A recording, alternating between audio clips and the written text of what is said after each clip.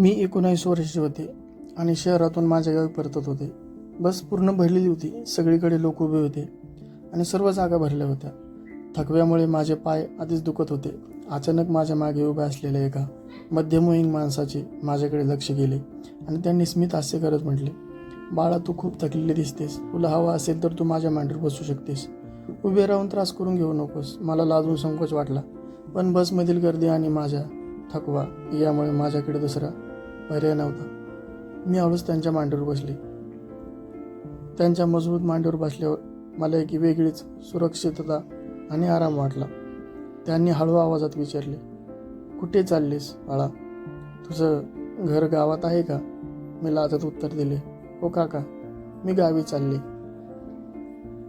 कॉलेजला सुट्टी होती म्हणून शहरात गेले होते." ते हसले आणि म्हणाले, "असं होय, मग तू कोणत्या वर्षात आहेस?" मी त्यांना सांगितले, "काका, मी BAच्या पहिल्या वर्षात आहे." बसच्या प्रत्येक धक्क्यासोबत आमचा शारीरिक संपर्क अधिक जवळचा होत गेला. त्यांची हळूवार माझ्या पाठीवर फिरू लागली. मी डोळे मिटले आणि त्यांच्या छातीची अनुभवली. त्यांनी पुन्हा विचारले, "तू एकटीच प्रवास करतेस का? तुझे आई वडील तुझ्यासोबत आले नाहीत का?" मी उत्तर दिले, "नाही काका, ते घरीच आहेत. मी सहसा एकटीच प्रवास करते." ते हलकेच हसले आणि म्हणाले, "तू खूप धाडसी मुलगी आहेस.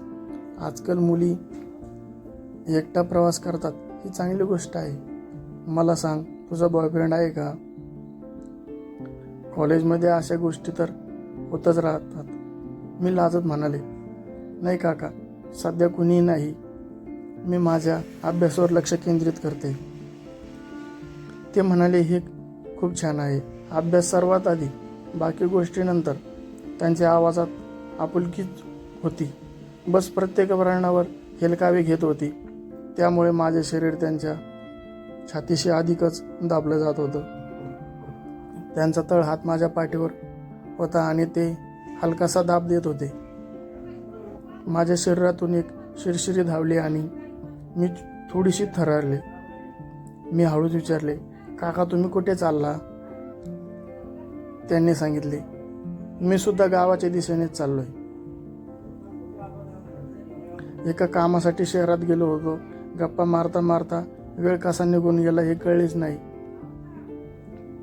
त्यांनी माझ्या केसावरून हात फिरवला आणि हळूच म्हणाले की मी खूप सुंदर दिसते. त्यांनी विचारले की कॉलेजमधील सर्व मुली अशाच असतात का? मी हसून उत्तर दिले, "नाही काका, प्रत्येकजण वेगळा असतो." त्यांची बोटे माझ्या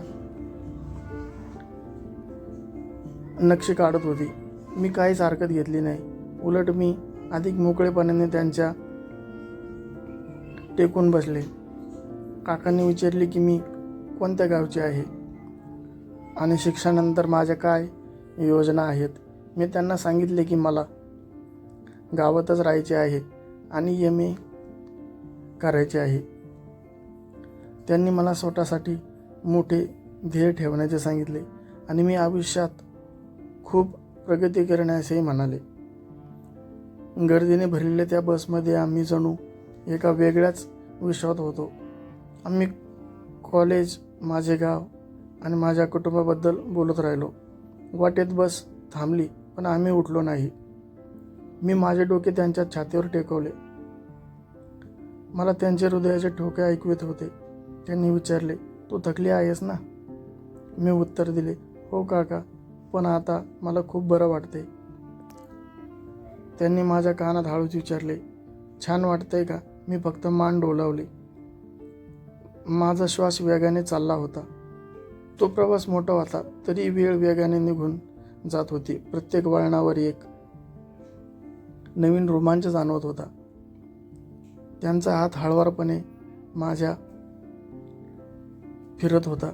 मी डोळे मिटून घेतले होते आणि अनोख्या स्पर्शाचा आनंद घेत राहिले. त्यांनी माझ्या केसावरून हळूवार हात फिरवला आणि विचारले, "घरी कोण आहे? मला भावंडे आहेत का?" मी त्यांना सांगितले की मला एक लहान भाऊ आहे जो शाळेत जातो.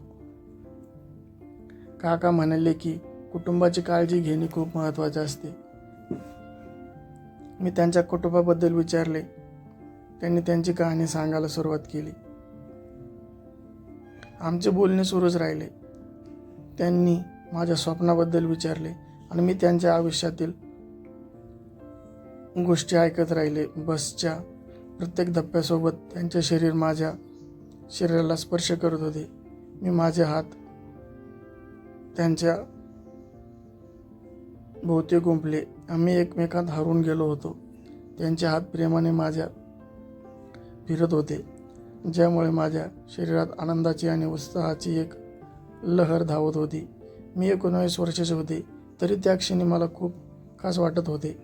त्यांचा स्पर्श जादुई होता. बसचा तो प्रवास केवळ एक ठिकाणाहून दुसऱ्या ठिकाणी जाण्यापुरता मर्यादित न राहता आनंदाचा एक सुखद प्रवास बनला होता. त्यांनी माझ्या कानात प्रेमाचे शब्द कुजबुजले. त्यांचे हात माझ्या पाठीवरून फिरत असताना मी त्यांच्या अधिक आरामात फिरवले. ते खूप छान वाटत होते. आमचे श्वास एका लयीत चालले होते. बसमधील गर्दीने आम्हाला एक प्रकारचे